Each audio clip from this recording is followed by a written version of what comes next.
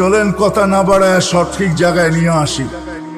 হাত তো কেউ তুলতে পারলাম না যে আমি নিবিড় ভাবে 1 মিনিট বসে ভাবি, কিন্তু একটা হাদিস ছেড়েও যেতে মন চায় না। একটা হাদিসে আছে, মুসলিম শরীফের, বুখারী শরীফও আছে, যেই ব্যক্তি 7 বার জান্নাত চায়, আল্লাহুম্মা ইন্নী আসআলুকাল জান্নাহ, 7 বার চাইলো, তো 8ম বার জান্নাত আল্লাহর কাছে বলে, আল্লাহ এই ব্যক্তিকে আমাকে দিয়া দেন না। তখন জান্নাত তার পক্ষ হইয়া তাকে চাইতে থাকে। মনে হয় বুঝাইতে পারি না।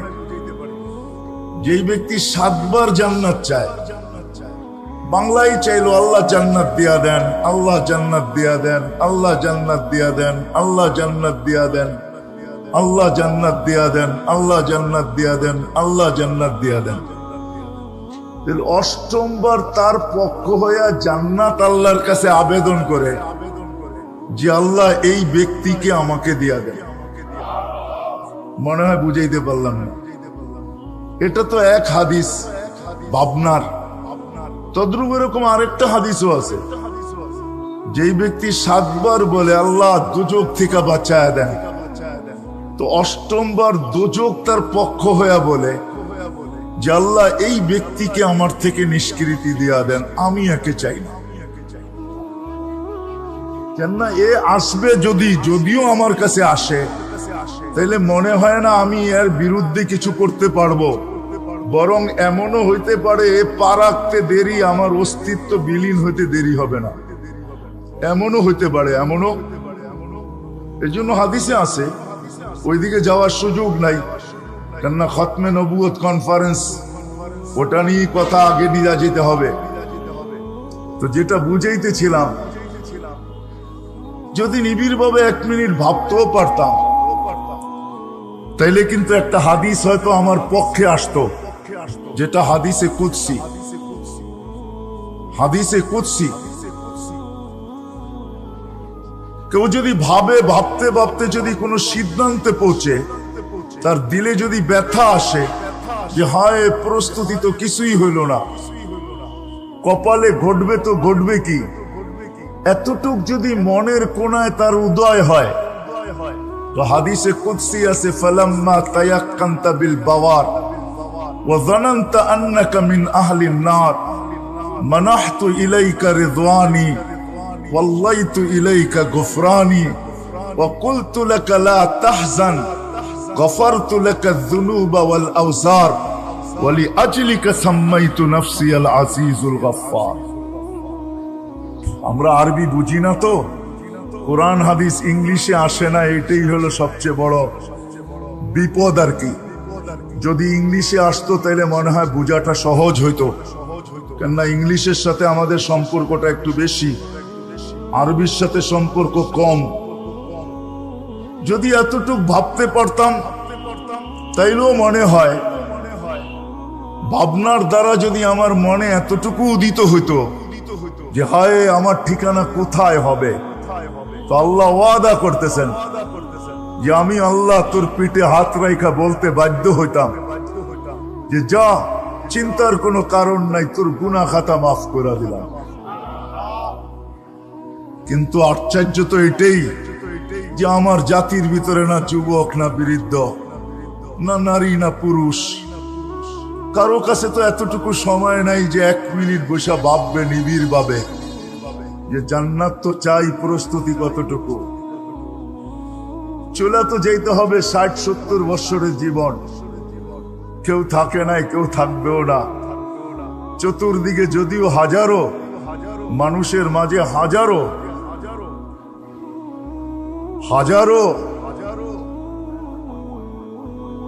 নিদর্শন রয়ে গেছে, বা ঐতিহ্য বলতে পারি, হাজারো ঐতিহ্য আমাদের মাঝে রাখা আছে,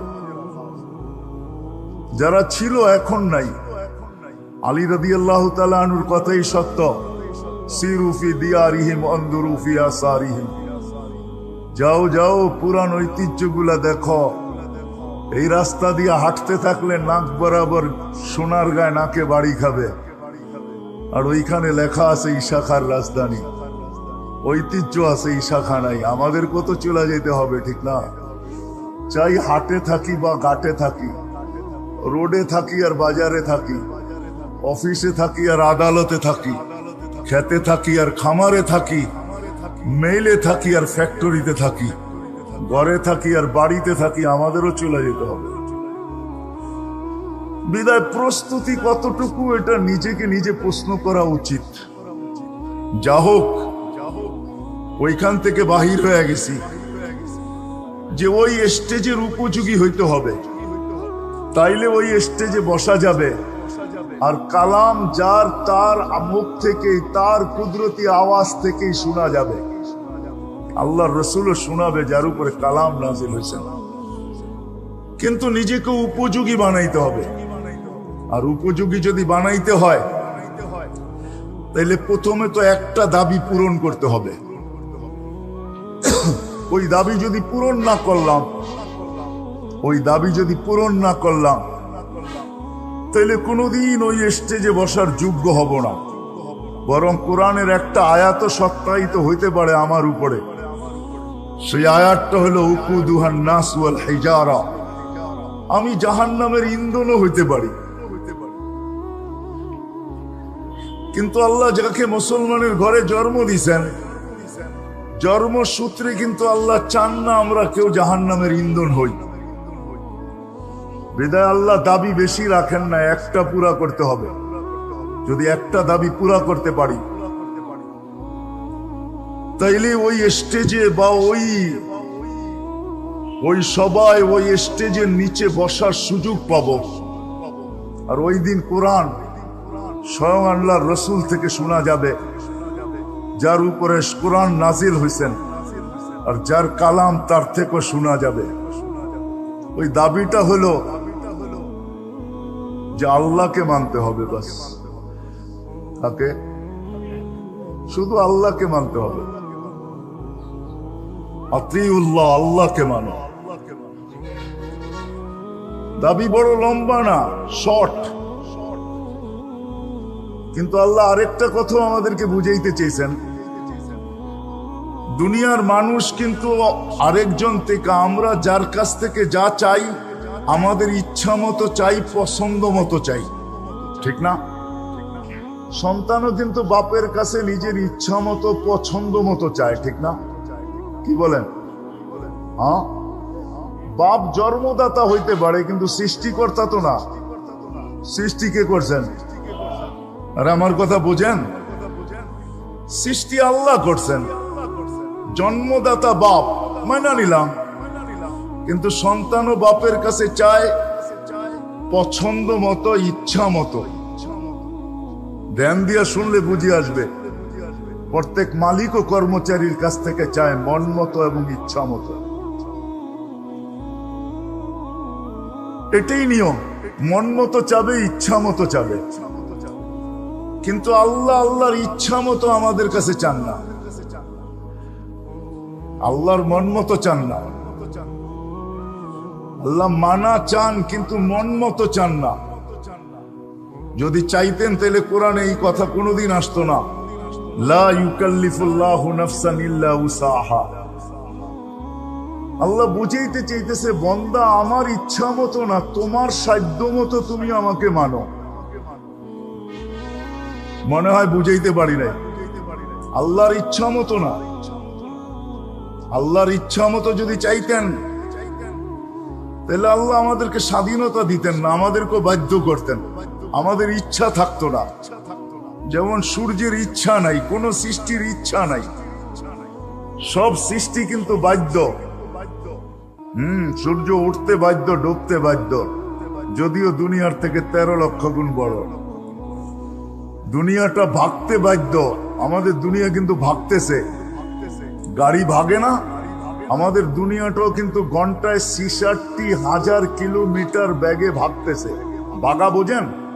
ছুটতেছে। আপনাদের বিজ্ঞানকে জিজ্ঞেস করেন, পার ঘন্টায় 66,000 কিলোমিটার বেগে এটা ভাগতেছে। কিলোমিটার না, মাইল বেগে ভাগতেছে, মাইল। পার ঘন্টায় 1000 মাইল বেগে আমাদের এই দুনিয়াটা ঘুরতেছে, যার কারণে আমাদের দুনিয়াটা 24,000 মাইল, পার ঘন্টায় 1000 মাইল অতিক্রম করে বিদায় আমাদের ঘড়ির কাঁটায় দিন রাত্র 24 ঘন্টা। এটা বিজ্ঞান।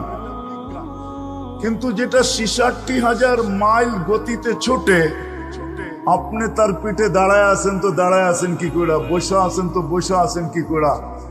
আপনাকে তো উড়ার কথা ছিল, ঠিক না? মনে হয় বুঝাইতে পারি নাই। কিন্তু আল্লাহ জমিনকে ইচ্ছা দেন নাই যে তুমি দৌড়াবে দৌড়াও, ঘোড়ো ঘোড়ো, কিন্তু তোমার ইচ্ছা সবাইকে উড়ায় দিবে এমন হবে না। যা আছে তা স্থির থাকবে, স্থির থাকবে। তুমি দৌড়াও দৌড়াও, ঘোরো ঘোরো, তাতে কিছু আসে যায় না। আমার বন্দার গায়ে যেন বাতাস না লাগে, লাগলে খবর আছে। এটা হলো ইচ্ছা। আল্লাহ ইচ্ছাকে ছিনায় নিয়ে আনিছেন, কিন্তু আমাদেরকে আল্লাহ ইচ্ছা দিছেন।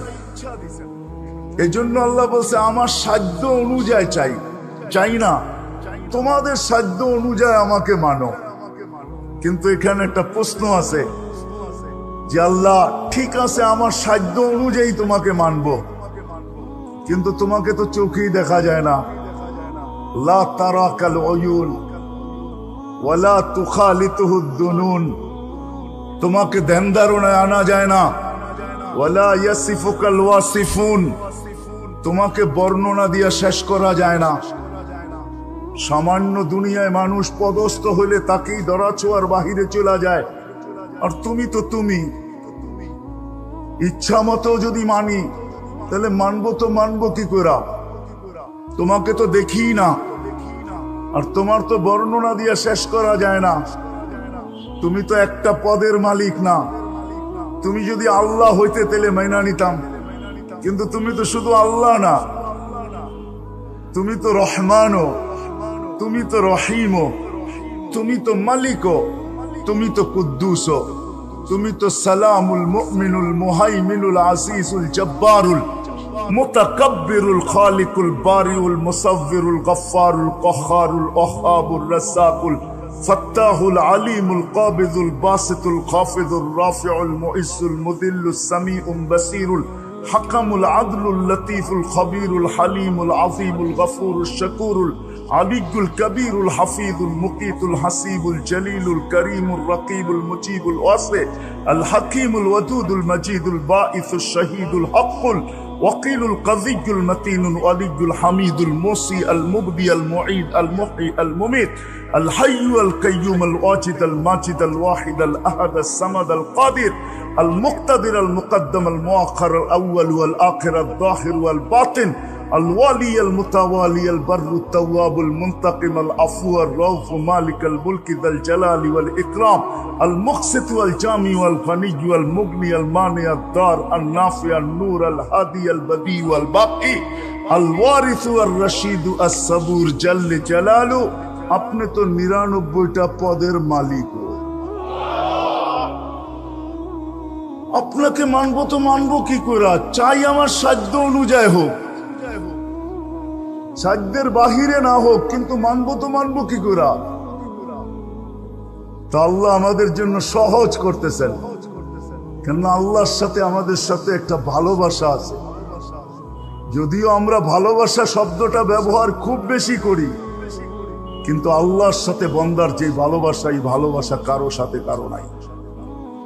এই জন্য বুঝানোর জন্য আল্লাহ বলছেন যে সারা দুনিয়ার মমতা যদি এক জায়গায় করো মাদের, তারপর আমি বন্দাকে প্রত্যেক মায়ের চেয়ে 70 গুণ বেশি ভালোবাসি। বড় ভালোবাসা আমাদের সাথে। যা কয়টা আলোচ্য বিষয় ভিন্ন হয়ে যাবে, আমি যেদিক নিয়ে যাইতে চাইতেছি, আল্লাহ আমাদের জন্য সহজ করছেন। মনে হয় আল্লাহ আমাদের প্রশ্নকে মাইনা নিছেন, নাইলে আল্লাহ কোরআনে এই কথা বলতেন না যে ঠিক আছে আমাকে মানা, দাবি যদিও আমাকে মানা, কিন্তু তুমি প্রশ্ন তুইলা দিছ মানবো তো মানবো কি করে, যদিও তোমার সাধ্য মতে। তো আল্লাহ বলছে আতিউর রাসূল, তাইলে আমার রসুলের গোলাম হয়ে যাও। এটা তো হবে, এটা তো সহজ। আর রসুল আমাদের ভিতর থেকেই।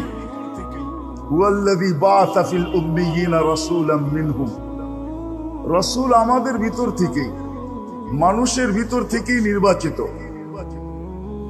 যদিও সৃষ্টির সর্দার,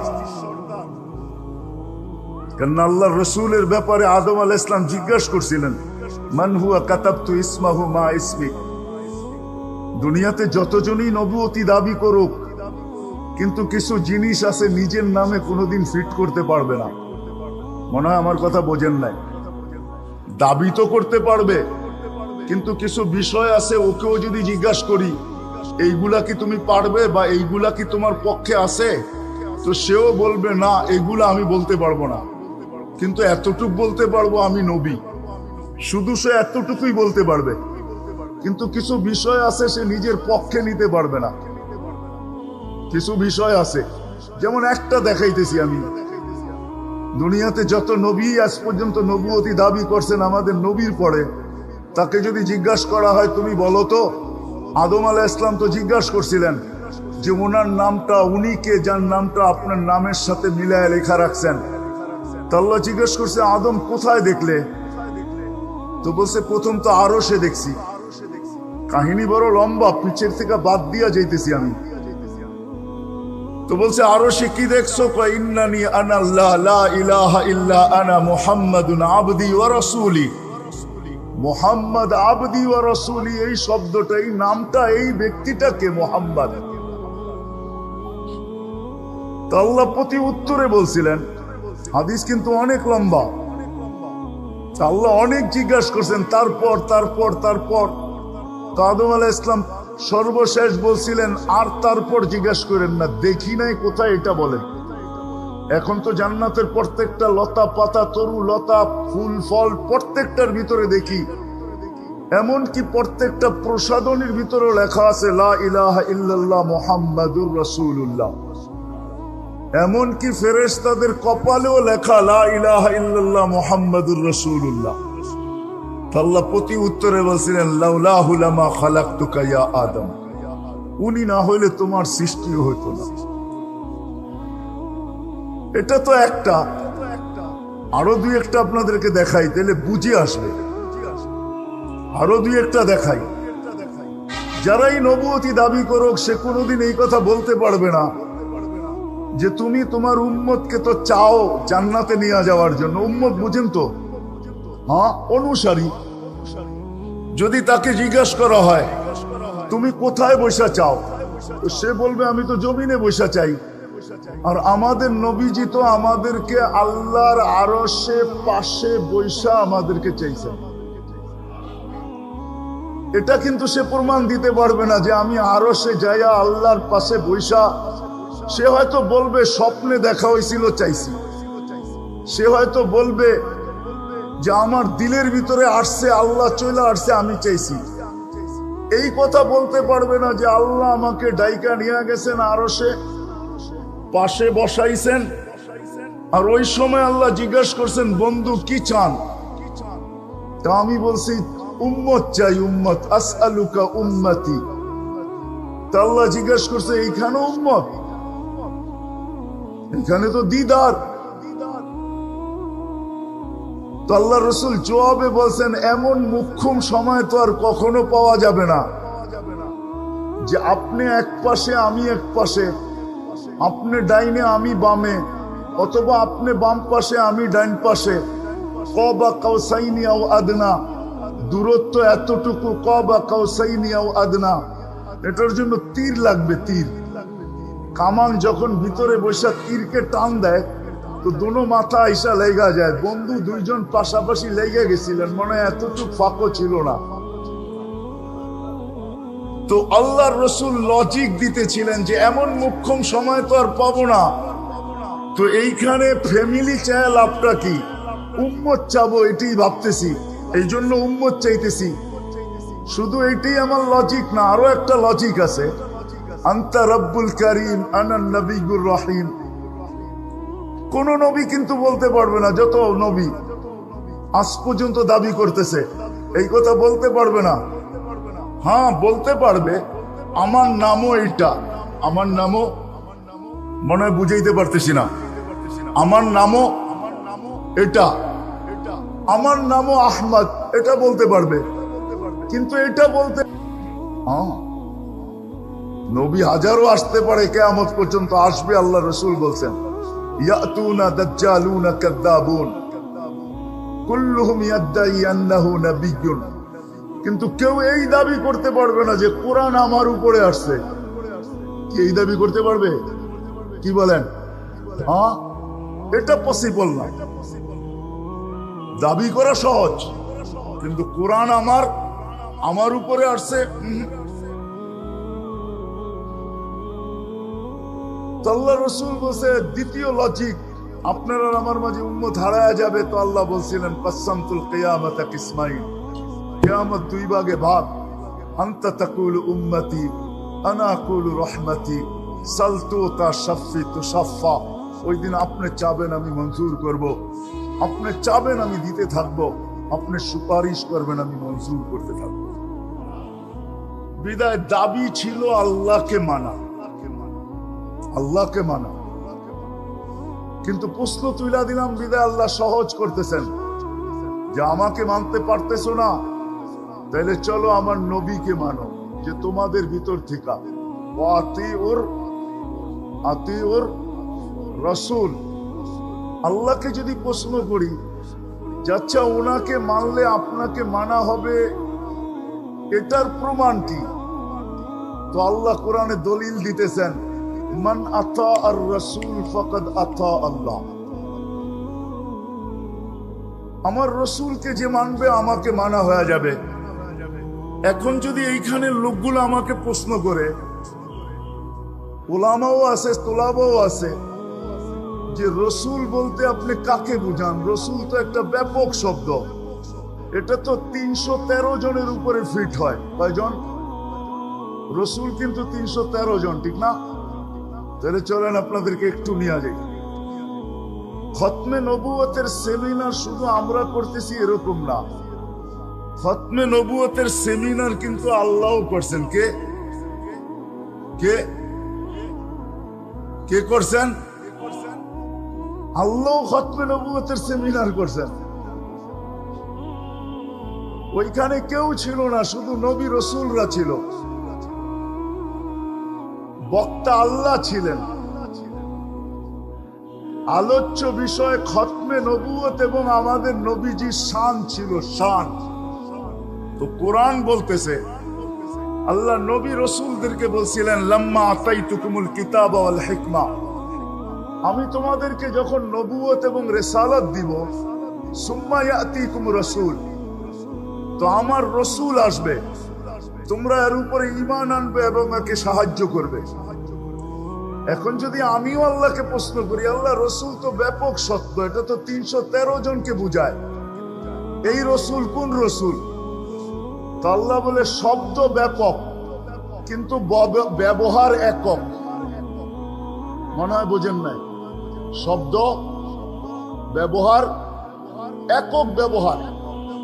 এই জন্য 313 জন রসুলের ভিতরে 312 জন রসুলের কলেমার ভিতরে কোথাও শব্দে রসুল পাওয়া যায় না, শব্দে রসুল নেই। মুসা আলাইহিস সালাম কিন্তু রসুল, কলেমা কিন্তু লা ইলাহা ইল্লাল্লাহ মুসা কালিমুল্লাহ। ঈসা আলাইহিস সালাম রসুল, কলেমা লা ইলাহা ইল্লাল্লাহ ঈসা রূহুল্লাহ। ইব্রাহিম আলাইহিস সালাম রসুল, কলেমা লা ইলাহা ইল্লাল্লাহ ইব্রাহিম খলিলুল্লাহ। আদম আলাইহিস সালাম রসুল, কিন্তু কলেমা লা ইলাহা ইল্লাল্লাহ আদম সফিউল্লাহ। ইসমাইল আলাইহিস সালাম রসুল, লা ইলাহা ইল্লাল্লাহ ইসমাইল জবিহুল্লাহ। কারো একক, শব্দটা অর্থ ব্যাপক কিন্তু ব্যবহার একক। আল্লাহ কারোর জন্য ব্যবহার করেন নাই, এটাকে উঠায় রেখা দিছেন। যেদিন উনার বন্ধু আসছে, তো শব্দটাকে আল্লাহ শোকেজের থেকে বাহির করে এখন ব্যবহারে ব্যবহার করতেছেন, একক ব্যবহার। লা ইলাহা ইল্লাল্লাহ মুহাম্মাদুর মুহাম্মাদুর মুহাম্মাদুর রাসূলুল্লাহ। রায়েরবাগের মানুষ, এখানে একটা বুঝার বিষয় আছে। কিয়ামত পর্যন্ত যত ব্যক্তি নবী ও দাবি করবে, আগে আমার তালাশ করে বাহির করতে হবে। কেননা আল্লাহ যেদিন খতমে নবুয়তের সেমিনার করছেন, ওদিন খতমে নবুয়তের সেমিনার করার পরে খাতাম মানি হলো তালা। তালা বোঝেন? হ্যাঁ, শাটার বন্ধ করে কি করে, ঘর বন্ধ করে কি করে, মানে কি আর কেউ বাহিরও হবে না, আর কেউ আর যদি তালা ভাঙ্গা পাওয়া গেল তাহলে বোঝা যাবে কি, চোর শব্দটা বলেন না, চোর বা ডাকাতি দুটার একটা হবে, ঠিক না? হয়তো ডাকাতি নাইলে কি। তো আল্লাহ খতমে নবুয়তের সেমিনার করে তালা মেরা দিছেন। তালা, খতম মানি হলো তালা। খতম মানি সর্বশেষ না, খতম মানি হলো কি, মনে থাকবে? খতম মানি, আরে মনে থাকবে, খতম মানি হলো তালা। আল্লাহ সেমিনার কইরা নবুয়তের ঘরের তালা মেরা দিছেন। কি এখন কেউ ঢুকবেও না, আর যদি ঢুকে আর বাহির হয়, চোর হইতে পারে, ডাকাত হইতে পারে, বা অনৈতিক হইতে পারে, ঠিক না? এটা কোনো নৈতিক না। দরজা ভাঙবে না, তালা ভাঙবে না, এটা খুলবে, ঠিক না? চাবি আছে, চাবি দিয়া খুলবে, এটা কোনো নৈতিক না, অনৈতিক, এটাও বলতে পারেন আপনি। তো আল্লাহ দাবি ছিল ওই যে জান্নাত যাওয়ার আশা। যদিও সবাই আশা রাখে, সর্বশেষ মনের ভিতরে আশাটা জাগে সবারই। এরকম কোনো ব্যক্তি পাওয়া যাবে না যে দোজখে যেতে চায়। সবাই কিন্তু শেষ পর্যন্ত আশা রাখে না জান্নাতেই যেতে চাই।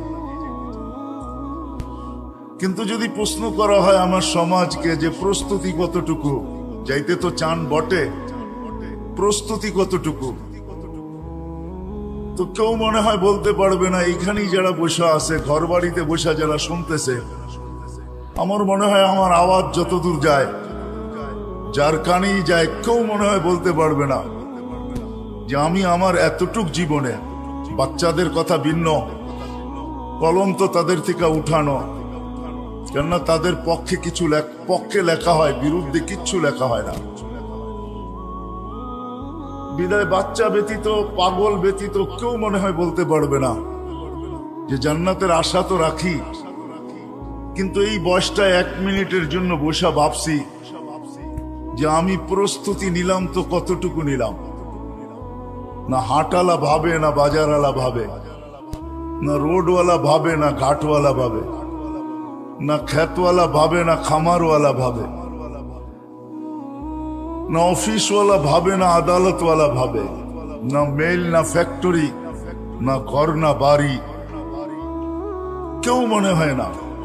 এইখানেও যারা বসে আছে কেউ বলতে পারবে না জান্নাতের আশা সবার দিলে আছে, কিন্তু কেউ বলতে পারবে না যে আমি এতটুক জীবনে নিবিড় ভাবে 1 মিনিট বসে ভাবছি যে জান্নাতের আশা তো রাখি, কিন্তু আমি আমার প্রস্তুতি কতটুকু।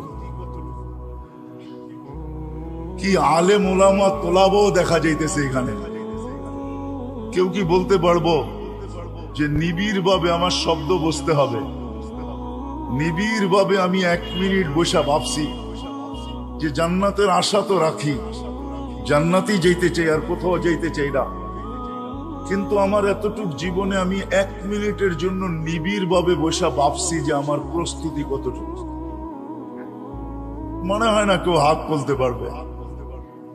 আর এটাই সত্য, আমার পুরো সমাজকে জিজ্ঞাসা করলেও পারবে না। মানে যদি আমি পুরো আমার সমাজকে জিজ্ঞাসা করি, আমার দেশকে জিজ্ঞাসা করি, জানি না কয়জন হাত উঠাইতে পারবে। হবে কিছু লোক হবে যারা প্রতিনিয়ত ভাবে, 24 ঘন্টা ভাবে, সকাল হইলেও ভাবে, দুপুর হইলেও ভাবে, বিকাল হইলেও ভাবে যে আমি তো জান্নাতের আশা রাখি। কেননা চলে তো যেতে হবে। ডেলি সারা দুনিয়া দেখে, দুনিয়া ডেলি মানুষকে 3 থেকে 3.5 লক্ষ মানুষের মৃত্যুর আপডেট দেখায়। যদিও মিডিয়া দেখায় না, কিন্তু দুনিয়া দেখায়। মিডিয়া যদিও শুধু করুণারটা দেখায়, কিন্তু প্রতিদিন 3 থেকে 3.5 লক্ষ মানুষের মৃত্যুর আপডেট এই জমিন প্রতিদিন দেখায়। যদিও মৃত্যুর কারণ ভিন্ন ভিন্ন থাকে, সব যে করুণায় মারা যায় এমন না। কেউ দেখা যায় অ্যাক্সিডেন্ট, কেউ দেখা যায় চলতে চলতে স্ট্রোক করলো চলে গেল, কেউ বিভিন্ন রোগে। তো হাজারো কারণে ডেলি 3 থেকে 3.5 লক্ষ, আমি কম বলতেছি মনে হয়, 4 থেকে 4.5 লক্ষ লোক ডেলি এই জমিন আপডেট দেয়, যাদেরকে জমিন তার পেটে নেয়। আমাদেরও তো চলে যেতে হবে, তাই না? কিন্তু আশা তো দিলে জান্নাত, কিন্তু প্রস্তুতি কতটুকু, ওটার রাস্তা কতটুকু, রাস্তা কি, পথ কি? চলেন কথা না বাড়ায় সঠিক জায়গায় নিয়ে আসি। হাত তো কেউ তুলতে পারলাম না যে আমি নিবিড় ভাবে 1 মিনিট বসা ভাবি, কিন্তু একটা হাদিস ছেড়েও যেতে মন চায় না। একটা হাদিসে আছে, মুসলিম শরীফের, বুখারী শরীফও আছে, যেই ব্যক্তি 7 বার জান্নাত চায়, আল্লাহুম্মা ইন্নী আসআলুকাল জান্নাহ, 7 বার চাইলো, তো 8ম বার জান্নাত আল্লাহর কাছে বলে, আল্লাহ এই ব্যক্তিকে আমাকে দিয়া দেন না। তখন জান্নাত তার পক্ষ হইয়া তাকে চাইতে থাকে। মনে হয় বুঝাইতে পারি নাই। যেই ব্যক্তি 7 বার জান্নাত চায়, বাংলায় চাইলো আল্লাহ জান্নাত দিয়া দেন, আল্লাহ জান্নাত দিয়া দেন, আল্লাহ জান্নাত দিয়া দেন, আল্লাহ জান্নাত দিয়া দেন, আল্লাহ জান্নাত দিয়া দেন, আল্লাহ জান্নাত দিয়া দেন, আল্লাহ জান্নাত দিয়া দেন। 8ম বার তার পক্ষ হইয়া জান্নাত আল্লাহর কাছে আবেদন করে যে আল্লাহ এই ব্যক্তিকে আমাকে দিয়া দেন। মনে হয় বুঝাইতে পারলাম না। এটা তো এক হাদিস ভাবনার। তদ্রুপ এরকম আরেকটা হাদিসও আছে, যেই ব্যক্তি 7 বার বলে আল্লাহ দুজক থেকে বাঁচায় দেন, তো 8ম বার দুজক তার পক্ষ হইয়া বলে যে আল্লাহ এই ব্যক্তিকে আমার থেকে নিষ্কৃতি দিয়া দেন, আমি একে চাই না। কেননা এ আসবে যদিও আমার কাছে আসে, তাইলে মনে হয় না আমি এর বিরুদ্ধে কিছু করতে পারবো। বরং এমনও হইতে পারে এ পা রাখতে দেরি, আমার অস্তিত্ব বিলীন হইতে দেরি হবে না, এমনও হইতে পারে। এমনও, এই জন্য হাদিসে আছে ওইদিকে যাওয়ার সুযোগ নাই, কেননা খতমে নবুয়ত কনফারেন্স, ওটা নিয়ে কথা আগে নিয়ে যেতে হবে। তো যেটা বুঝাইতেছিলাম, যদি নিবিড় ভাবে 1 মিনিট ভাবতেও পারতাম, তাইলে কিন্তু একটা হাদিস হয়তো আমার পক্ষে আসতো, যেটা হাদিসে কুদসি। হাদিসে কুদসি কেউ যদি ভাবতে ভাবতে যদি কোনো সিদ্ধান্তে পৌঁছে, তার দিলে যদি ব্যথা আসে যে হায় প্রস্তুতি তো কিছুই হইল না, কপালে ঘটবে তো ঘটবে কি, এতটুক যদি মনের কোনায় তার উদয় হয়, তো হাদিসে কুদসি আছে, ফালাম্মা তায়াক্কানতা বিল বাওয়ার ওয়া যানানতা আন্নাকা মিন আহলিন নার মানাহতু ইলাইকা রিদওয়ানি ওয়াল্লাইতু ইলাইকা গুফরানি ওয়া কুলতু লাকা লা তাহজান গফারতু লাকা যুনুবা ওয়াল আওসার ওয়া লিআজলিকা সাম্মাইতু নাফসি আল আজিজুল গফফার। আমরা আরবি বুঝি না, তো কোরআন হাদিস ইংলিশে আসে না, এটাই হলো সবচেয়ে বড় বিপদ আর কি। যদি ইংলিশে আসতো তাহলে মনে হয় বোঝাটা সহজ হইতো, কেননা ইংলিশের সাথে আমাদের সম্পর্কটা একটু বেশি, আরবির সাথে সম্পর্ক কম। যদি এতটুক ভাবতে পারতাম, তাইলেও মনে হয় ভাবনার দ্বারা যদি আমার মনে এতটুকু উদিত হইতো যে হায় আমার ঠিকানা কোথায় হবে, তো আল্লাহ ওয়াদা করতেছেন যে আমি আল্লাহ তোর পিঠে হাত রাইখা বলতে বাধ্য হইতাম যে যা, চিন্তার কোনো কারণ নাই, তোর গুনাহ খাতা মাফ করে দিলাম। কিন্তু আশ্চর্য তো এটাই যে আমার জাতির ভিতরে না যুবক না বৃদ্ধ, না নারী না পুরুষ, কারো কাছে তো এতটুকু সময় নাই যে 1 মিনিট বসে ভাববে নিবিড় ভাবে যে জান্নাত তো চাই, প্রস্তুতি কতটুকু। চলে তো যেতে হবে 60-70 বছরের জীবন, কেউ থাকে নাই, কেউ থাকবেও না। চতুর্দিকে যদিও হাজারো মানুষের মাঝে হাজারো হাজারো নিদর্শন রয়ে গেছে, বা ঐতিহ্য বলতে পারি, হাজারো ঐতিহ্য আমাদের মাঝে রাখা আছে, যারা ছিল এখন নাই। আলী রাদিয়াল্লাহু তাআলা আনহুর কথাই সত্য, সিরু ফি দিয়ারিহিম আনদুরু ফি আসারিহিম। যাও যাও পুরান ঐতিহ্যগুলা দেখো। এই রাস্তা দিয়ে হাঁটতে থাকলে নাক বরাবর সোনার গায়ে নাকে